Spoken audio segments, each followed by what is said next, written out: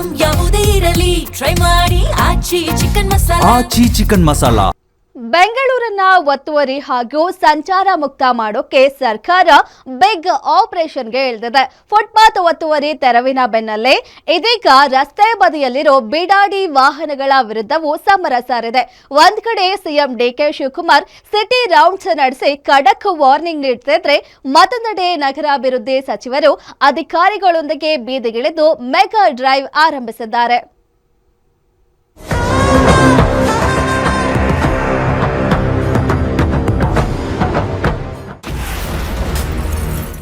Footpath ಅಭಿಯಾನ ಆರಂಭಿಸಿದ ರಾಜ್ಯ ಸರ್ಕಾರ.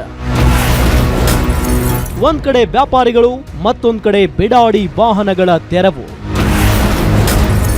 ಸಿಎಂ ಉಸ್ತುವಾರಿ ಸಚಿವರ ರೌಂಡ್ಸ್, ಅಧಿಕಾರಿಗಳು ಫುಲ್ ಅಲರ್ಟ್.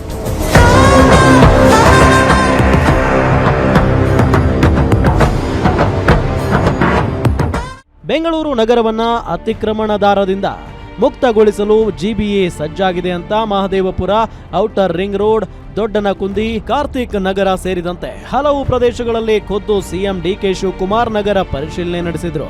ಫುಟ್ಪಾತ್ ಮೇಲೆ ಕಸ ಹಾಕಿರುವುದನ್ನ ಕಂಡು ಅಧಿಕಾರಿಗಳನ್ನ ತರಾಟೆಗೆ ತೆಗೆದುಕೊಂಡ ಸಿಎಂ ಡಿಕೆಶಿ ಕಾಮಗಾರಿಗಳ ಗುಣಮಟ್ಟ ಪರಿಶೀಲಿಸಿದ್ರು.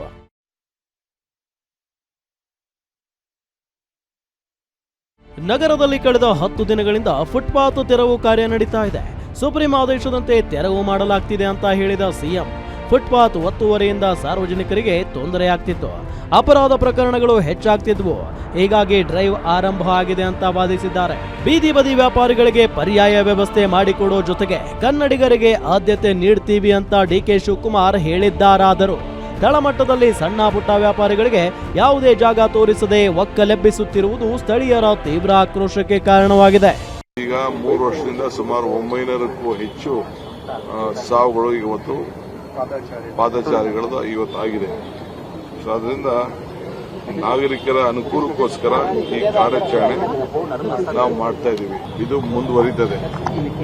ನಾನೆಲ್ಲ ನಮ್ಮ ಬೀದಿ ಬದಿ ವ್ಯಾಪಾರಿಗಳಿಗೆ ಹೇಳಿದಷ್ಟೇ, ಈಗ ನಮಗೆ ನಾವು ಹಿಂದೆ ಐಡೆಂಟಿಫಿಕೇಶನ್ ಕಾರ್ಡ್ ಕೊಟ್ಟಿದ್ದು, ಆದರೆ ಕೋರ್ಟ್ ಅವರು ಅದನ್ನು ವಜಾ ಮಾಡಿದ್ದಾರೆ. ನಿಮಗೆ ಮತ್ತೆ ನಾವು ಐಡೆಂಟಿಫಿಕೇಶನ್ ಕಾರ್ಡ್ ಕೊಡ್ತೀವಿ, ಬೇರೆ ಜಾಗಗಳನ್ನ ನೋಟಿಫೈ ಮಾಡ್ತೀವಿ. ಆ ನೋಟಿಫೈ ಜಾಗದಲ್ಲಿ ಬನ್ನಿ, ವ್ಯಾಪಾರ ಮಾಡ್ಕೊಂಡು ನೀವು ವಾಪಸ್ ಹೋಗಿ. ಇತ್ತ ನಗರಾಭಿವೃದ್ಧಿ ಸಚಿವ ಕೃಷ್ಣ ಬೈರೇಗೌಡ ನೇತೃತ್ವದಲ್ಲಿ ಬಿಡಾಡಿ ವಾಹನಗಳ ವಿರುದ್ಧವೂ ಕಾರ್ಯಾಚರಣೆ ಆರಂಭವಾಗಿದೆ. ಜಿಬಿಎ ವ್ಯಾಪ್ತಿಯಲ್ಲಿ ಈಗಾಗಲೇ ರಸ್ತೆ ಬದಿಗಳಲ್ಲಿ ಅನಾಥವಾಗಿ ಬಿದ್ದಿರುವ 1571 ವಾಹನಗಳನ್ನು ಗುರುತಿಸಿ ವೀಲ್ ಕ್ಯಾಂಪ್ ಅಳವಡಿಸಲಾಗುತ್ತಿದೆ. ನೋಟಿಸ್ ನೀಡಿದ 7 ದಿನಗಳ ಒಳಗಾಗಿ ಮಾಲೀಕರು 1,000 ರೂಪಾಯಿ ದಂಡ ಕಟ್ಟಿ ವಾಹನವನ್ನ ತೆರವುಗೊಳಿಸಬೇಕು.